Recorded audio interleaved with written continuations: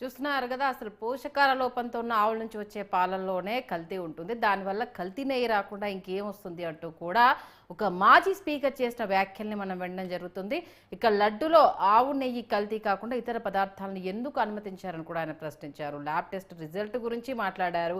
జగన్ హయాంలో జరిగిన వాటికి సంబంధించి ఎంత అంటే ఒక్కొక్కరు తమ తమ వాదన్ని అంటే ఎంతగా దీన్ని అనునాయించుకునే ప్రయత్నం చేస్తున్నారు అనేది క్లియర్ కట్గా తెలుస్తుంది. ఇక ఇదే అంశానికి సంబంధించి అంటే మాజీ స్పీకర్ సీతారాం చేసిన వ్యాఖ్యలకు సంబంధించి మరింత సమాచారం అందించడానికి మా శ్రీకాకుళం కరెస్పాండెంట్ అబ్దుల్లా ఫోన్ లైన్లో అందుబాటులో ఉన్నారు.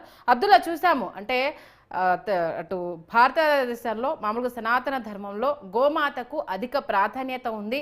మరి ఆ గోమాతను దృష్టిలో పెట్టుకొని కించపరుస్తూ అసలు గోమాత ఇప్పుడు కల్తీ అయిపోయింది, అవున ఎంత కల్తీ అవ్వడం పెద్ద ఆశ్చర్యం ఉంది అంటూ ఆయన వ్యాఖ్యలు చేయడం మనం చూసాం. ఓవరాల్ గా దీనికి సంబంధించిన డీటెయిల్స్ తెలియజేయండి.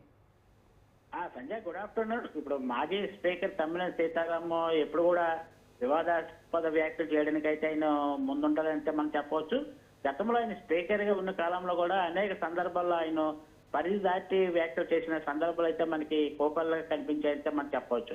ముఖ్యంగా రాజకీయాలకు అతీతంగా ఉండవలసిన స్పీకర్ పదవిలో ఉంటూ కూడా ఆయన అనేక సార్లు వ్యక్తులపైన, తర్వాత నాయకులపైన, తర్వాత అంశాలపైన కూడా ఆయన పరిధి దాటి మాట్లాడిన సంఘటనలు కూడా మనకు తెలుసు. అయితే ఇప్పుడు అదే కోవలోనే అదే బాణీలోనే ఇప్పుడు కూడా తిరుపతి లడ్డు వ్యవహారంలో కూడా ఆయన ఆ విధంగానే స్పందించాలని అయితే ఇక్కడ ఆరోపణలు అయితే వస్తున్న సందర్భాలు అయితే ఉన్నాయి.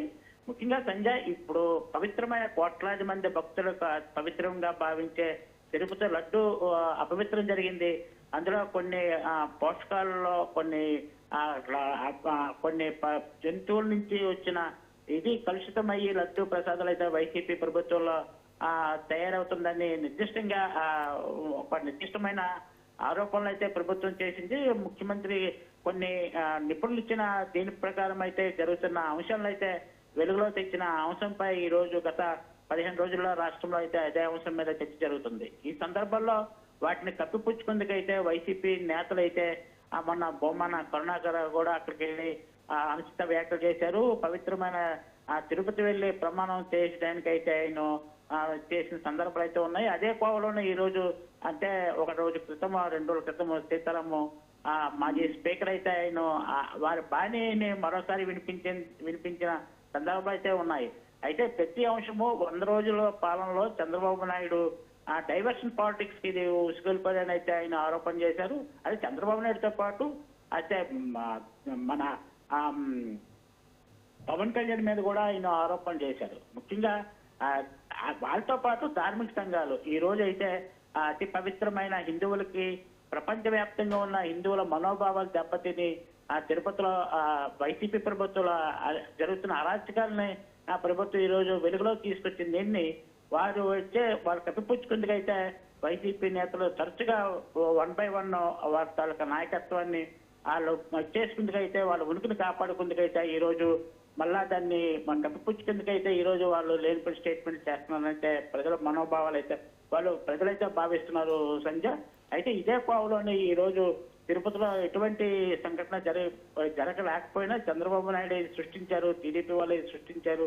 దానికి పవన్ కళ్యాణ్ మిగతా వాళ్ళంతా మద్దతు తెలుపుతున్నారని అయితే ఆరోపణలు చేశారు.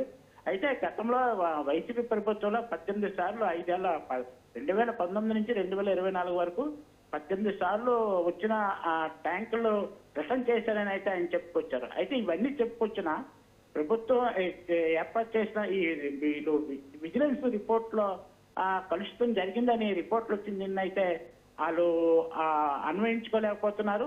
ఆ తప్పుని ప్రభుత్వం పైకి నెట్టివేయాలని అయితే ఆయన ఆక్రోశం వెలగట్టినట్లయితే మనకి ఆయన మాటల ద్వారా మనకు తెలుస్తుంది. అదే సీతారాం తన దీంట్లో ఈ ప్రభుత్వం వచ్చి 100 రోజులు అయింది. ఈ గతంలో జూలై 23న ప్రభుత్వం వచ్చిన తర్వాత జూన్ లో వచ్చిన ప్రభుత్వం జూలైలో రిపోర్ట్లు వచ్చినప్పుడు దానికి బాధ్యతలు ఎవరు వహించాలి, ముఖ్యమంత్రి కదా వహించాలి, ఈ ప్రభుత్వం కదా బాధ్యత వహించాలని అయితే ఆరోపణలు గుర్తిస్తున్నారు. అలాగే ఇది ముఖ్యమంత్రి స్థాయిలో ఉన్న వ్యక్తి ఇటువంటి ఆరోపణలు చేయడం ఎంతవరకు సంబంధించిందని దాన్ని వాళ్ళ టాపిక్ ని డైవర్ట్ చేసే పనిలో సీతారాం మరి ఇప్పుడు సీతారాం అంటే మాజీ స్పీకర్ తమ్మినేని సీతారాం మాటలకు సంబంధించి లోకల్ టీడీపీ క్యాడర్ రియాక్షన్ ఎలా ఉంది దీనికి సంబంధించి? ఎందుకంటే భక్తుల మనోభావాలను దెబ్బతీసే విధంగా వీరు మాట్లాడుతున్న తీరు క్లియర్ కట్ గా తెలుస్తోంది. వీరిని మరి వాళ్ళు ఏ విధంగా ఎదుర్కొనే అవకాశం ఉంది? దీనికి సంబంధించి అక్కడున్న లోకల్ లీడర్స్ తో మాట్లాడుతుంది. ఎందుకంటే శ్రీకాకుళంలో మెయిన్ లీడర్స్ అందరూ కూడా ఉన్నారు కాబట్టి దీనికి సంబంధించి వాళ్ళని అప్రోచ్ అయినప్పుడు వాళ్ళు ఏమన్నారు? ఇప్పటికే దీనికి సంబంధించినంత వరకు సంజయ్ రాష్ట్ర మంత్రి అచ్చెన్నాయుడు అయితే ఘాటుగా స్పందించారు. తిరుపతిలో అపవిత్రం జరిగింది. ఆ లడ్డు వ్యవహారంలో పంది చమురు వాడుతున్నారు. కోట్లాది మంది మనోభావాలు అయితే దెబ్బతిన్నాయని అయితే ఎప్పటికే ఆయన ఘంటాపదంగా ఆయన మీడియా పరంగా చెప్పిన సందర్భాలు అయితే ఉన్నాయి. దీంతో పాటు ఆ టీడీపీ శాసనసభ్యులు కూడా అనేక పర్యాయాలు అయితే దీనిపై ఆరోపణలు అయితే చేసిన వైసీపీ నేతలు, వైసీపీ ప్రభుత్వం చేసిన అరాచకాలు, తిరుపతిని కూడా వాళ్ళు అపవిత్రం చేశారని అయితే వాళ్ళ భావనలో వాళ్ళు వ్యక్తం చేసిన సందర్భాలు అయితే ఉన్నాయి. ఇదే కోవలో శ్రీకాకుళం జిల్లాకు సంబంధించి అరసీలు సూర్యనారాయణ స్వామి దేవాలయంలో జరుగుతున్న లడ్డు ప్రసాదాన్ని కూడా తిరుపతి టీడీపీ నేతలు అయితే సందర్శించి తయారీ విధానాన్ని అయితే తెలుసుకోవడం అయితే జరిగింది. ఇదే సందర్భంలో ఈ 2 రోజుల క్రితం అంటే నిన్న జనసేనకు సంబంధించి జిల్లా అధ్యక్షుడు అరసీల్లో సంప్రోషణం అయితే చేశారు. దీనికి టీడీపీ వారు కూడా మద్దతు తెలియజేసిన సందర్భం అయితే ఉంది. ఈ వైసీపీ నేతలు చేస్తున్న ఆరోపణలు అయితే వీళ్ళు కావాలనే తిరుపతిని అపవిత్రం చేశారు.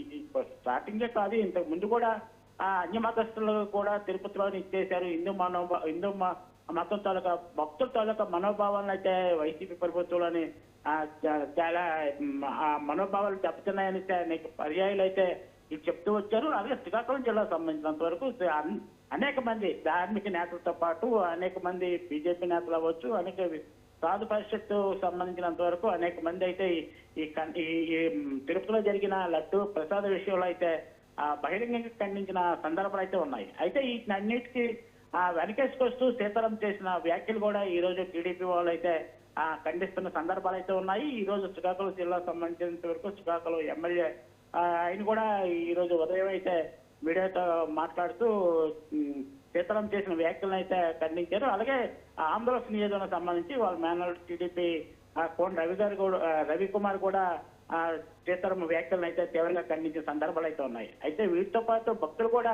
తిరుమలలో జరుగుతున్న అపచారము, అరాచకాలను అయితే తీవ్రంగా ఖండిస్తున్న సందర్భాలు అయితే కొనసాగుతున్నాయి సంజయ్. అయితే ఈ రోజు మాకు బాధ్యత కలిగిన వ్యక్తి మాజీ స్పీకర్ గా ఉంటూ ఈ వ్యాఖ్యలు చేయడం అనేది ఎంతవరకు సంబంధించిన కోట్లాది మంది తాలూకా హిందువుల భక్తుల మనోభావాలను దెబ్బతీసే విధంగా ఉన్నాయని అయితే భక్తులు అయితే అభిప్రాయపడుతున్నారు Sanjay. Okay, thank you Abdullah.